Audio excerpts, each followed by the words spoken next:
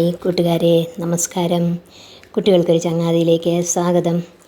ഇന്ന് ഞാൻ വീണ്ടും കുഞ്ഞു കുട്ടികൾക്കായിട്ടുള്ള കഥകളുമായി തന്നെയാണ് എത്തിയിരിക്കുന്നത്. എല്ലാവരും കഥ കേൾക്കാൻ റെഡിയല്ലേ? എന്നാൽ മുത്തശ്ശിയോടെ പോകുന്നോളൂ. നമുക്ക് നല്ല കഥകൾ കേൾക്കാം. മിന്നുകാക്കയും പൊന്നുകുയിലും.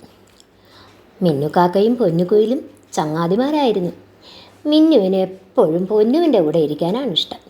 അവൾ ആലോചിക്കും, പൊന്നു എത്ര ഭാഗ്യവതിയാണ്, അവളുടെ അച്ഛനും അമ്മയും എത്ര മനോഹരമായി പാടും, എന്ത് ഭംഗിയാണ് അവരെ കാണാൻ. തൻ്റെ അച്ഛനെയും അമ്മയെയും കാണാൻ ഒരു രസവുമില്ല, അവർക്ക് പാടാനും അറിയില്ല. ഇനി വൃത്തിയുടെ കാര്യമാണെങ്കിലോ അടുത്തുകൂടെ പോലും പോയിട്ടില്ല. ജീവിക്കുകയാണെങ്കിൽ പൊന്നുവിൻ്റെ കൂടെ ജീവിക്കണം. അങ്ങനെ ഇരിക്കെ മിന്നുവിൻ്റെ പിറന്നാളെത്തി. അന്ന് തന്നെയാണ് പൊന്നുവിൻ്റെയും പിറന്നാൾ. മിന്നുവിൻ്റെ കൂട്ടിൽ അവളുടെ അച്ഛനും അമ്മയും നല്ല പിറന്നാൾ സദ്യയും സമ്മാനങ്ങളും ഒക്കെ തയ്യാറാക്കി വെച്ചു. എന്നാൽ മിന്നുവിന് അതൊന്നും ഇഷ്ടമായില്ല. അവൾ ദേഷ്യത്തോടെ അതെല്ലാം വലിച്ചെറിഞ്ഞു. കണ്ടില്ലേ ഓരോന്നുണ്ടാക്കി വെച്ചിരിക്കുന്നത്, ആർക്ക് വേണം ഇതൊക്കെ? ഇപ്പോൾ പൊന്നുവിൻ്റെ കൂട്ടിൽ എന്ത് രസമായിരിക്കും, അവൾക്ക് എത്ര സമ്മാനങ്ങൾ കിട്ടിക്കാണും. ഞാനും അവിടേക്ക് പോവുകയാണ്.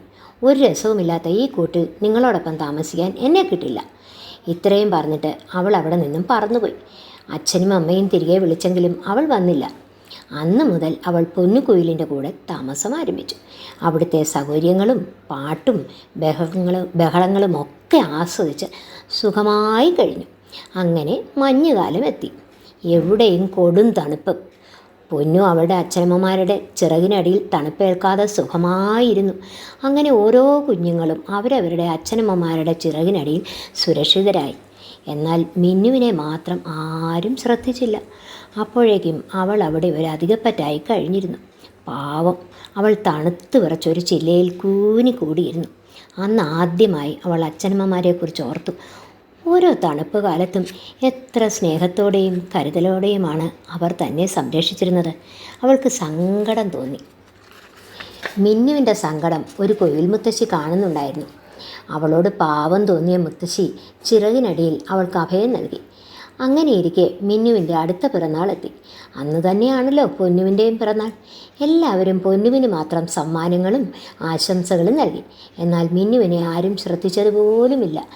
സദ്യയ്ക്കുള്ള സമയമായപ്പോൾ അവൾ പൊന്നുവിൻ്റെ അടുക്കൽ ഉണ്ണാനിരുന്നു. അത് പൊന്നുവിന് ഒട്ടും ഇഷ്ടപ്പെട്ടില്ല. അവൾ മിന്നുവിനെ തള്ളി മാറ്റി പുച്ഛത്തോടെ ഇങ്ങനെ പറഞ്ഞു, സ്വന്തം അച്ഛന്മാരെ ഉപേക്ഷിച്ച് വന്ന നിന്നെ വിശ്വസിക്കാൻ കൊള്ളില്ല, മാറിയിരിക്കെ. മിന്നുവിനത് സഹിക്കാനായില്ല. അവൾ അവിടെ ഇരുന്ന് തേങ്ങി കരഞ്ഞു. കുയിൽ മുത്തശ്ശി അവളെ അടുത്ത് വിളിച്ചിട്ട് ഇങ്ങനെ പറഞ്ഞു, സ്വന്തം അച്ഛനമ്മമാരിൽ നിന്ന് കിട്ടുന്ന സ്നേഹവും സംരക്ഷണവും വേറെ ആരിൽ നിന്നും കിട്ടില്ല കുഞ്ഞെ. അവരെ ദൈവത്തിന് തുല്യമായി കാണണം. നീ എത്രയും പെട്ടെന്ന് അവരുടെ അടുത്തേക്ക് തിരിച്ചു പോകണം. അവർ എല്ലാം മറന്ന് നിന്നെ സ്വീകരിക്കും. കുയിൽ മുത്തശ്ശിയുടെ വാക്കുകൾ അവളുടെ കണ്ണു തുറപ്പിച്ചു. അവൾ ആലോചിച്ചു, തൻ്റെ കൂടിന് പൊന്നുവിൻ്റെ പോലെ വൃത്തിയില്ലായിരിക്കാം, പക്ഷേ താൻ അവിടെ സുരക്ഷിതയായിരുന്നു. അവിടെ തനിക്ക് എല്ലാ സ്വാതന്ത്ര്യവും ഉണ്ടായിരുന്നു. തൻ്റെ അച്ഛനമ്മമാരെ കാണാൻ ചന്തമില്ലായിരിക്കാം, അവർക്ക് പാടാനും അറിയില്ലായിരിക്കാം, പക്ഷേ അവർക്ക് എന്നെ എന്തിഷ്ടമായിരുന്നു. അവർ തരുന്ന സ്നേഹം തനിക്ക് മറ്റെങ്ങും നിന്ന് കിട്ടില്ല. വൈകാതെ കുയിൽ മുത്തശ്ശിയോട് യാത്ര പറഞ്ഞ് അവൾ അവളുടെ കൂട്ടിൽ പറന്നെത്തി. അവിടെ കണ്ട കാഴ്ച അവൾക്ക് വിശ്വസിക്കാനായില്ല. തൻ്റെ അച്ഛനും അമ്മയും അതാ തൻ്റെ പിറന്നാളിന് വേണ്ടി സദ്യയൊക്കെ ഒരുക്കി അതാ കാത്തിരിക്കുന്നു. സമ്മാനങ്ങളുമായി തന്നെ കാത്തിരിക്കുകയാണ്. മിന്നുവിനെ കണ്ടപ്പോൾ അവർ സന്തോഷം കൊണ്ട് മതിമറന്നു. അവരുടെ സ്നേഹത്തിന് മുന്നിൽ മിന്നുവിൻ്റെ കണ്ണ് നിറഞ്ഞുപോയി. തൻ്റെ അവിവേകത്തിന് അവൾ അവരോട് മാപ്പ് ചോദിച്ചു.